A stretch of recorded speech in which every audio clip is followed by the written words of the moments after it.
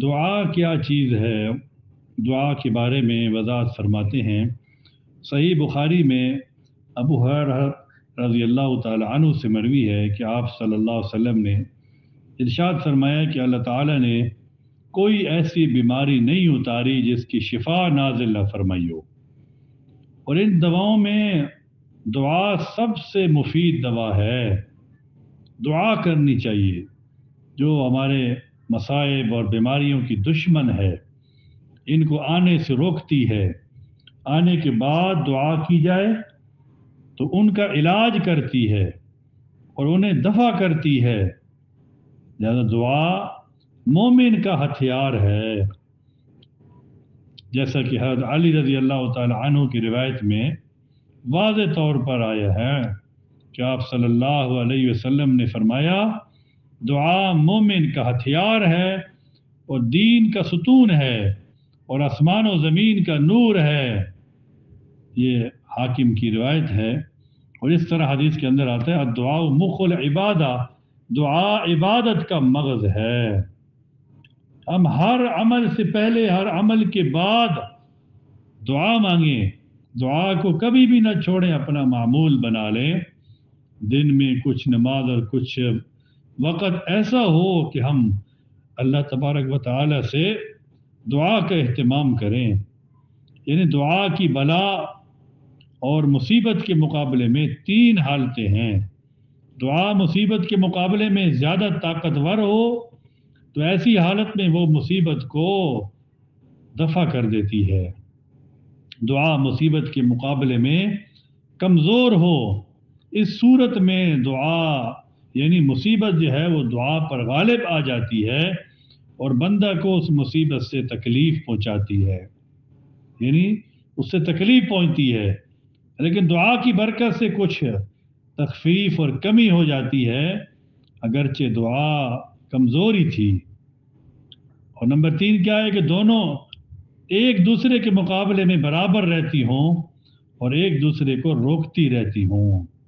حضرت عمر رضی اللہ تعالی عنہ سے مروی ہے، نبی اکرم صلی اللہ علیہ وسلم نے ارشاد فرمایا کہ دعا ہر مصیبت کو روک دیتی ہے اور سب کی طرح کی مصیبت میں نفع پہنچاتی ہے۔ تو لہذا اللہ کے بندو، اللہ جل شانہ کے بندو، تم دعا کو لازم پکڑو۔ یہ ترمذی شریف کی روایت ہے۔ صبان رضی اللہ تعالی عنہ سے روایت ہے، ایک اور حدیث کے اندر آتا ہے، آپ علیہ الصلوۃ والسلام نے ارشاد فرمایا، قضا یعنی قدر کو صرف دعا ہی بدل سکتی ہے۔ ہاں جی، قدر کیا ہے؟ قضا صرف دعا ہی بدل سکتی ہے، اور عمر کو نیکی کے علاوہ کوئی چیز نہیں بڑھا سکتی، اور آدمی اپنے کیے ہوئے گناہوں کی وجہ سے رزق سے محروم کر دیا جاتا ہے۔ یہ ترمذی شریف کی روایت کے اندر آتا ہے۔ اور اس طرح ایک اور روایت ہے، مستدرک حاکم کے اندر ہے، حضرت سعد رضی اللہ تعالیٰ عنہ سے مروی ہے کہ آپ علیہ السلام نے ارشاد فرمایا، کیا میں تمہیں ایسی چیز نہ بتاؤں کہ جب تم میں سے کسی شخص پر کوئی مصیبت یا پریشانی نازل ہو اور وہ اس چیز کے ذریعے سے دعا مانگے تو اللہ تعالیٰ اس کو اس مصیبت اور پریشانی سے نکال لیں۔ تو آپ علیہ السلام نے عرض کیا، یعنی آپ ضرور بتائیں۔ آپ نے ارشاد فرمایا کہ وہ حضرت ذوالنورین یا ذوالنون یعنی یونس علیہ السلام کی دعا ہے۔ وہ کیا ہے جی؟ آیت کریمہ جس کو کہتے ہیں لا الہ الا انت سبحانک انی کنت من الظالمین۔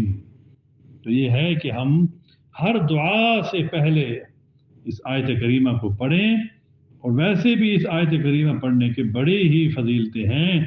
اللہ تعالیٰ بڑی بڑی بیماریوں سے انسان کو نجات عطا کرتا ہے، اور خاص طور پر ہم نے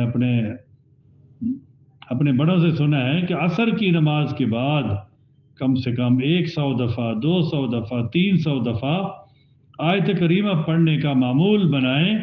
ہر غم سے نجات ہے، ہر پریشانی سے نجات ہوگی انشاءاللہ۔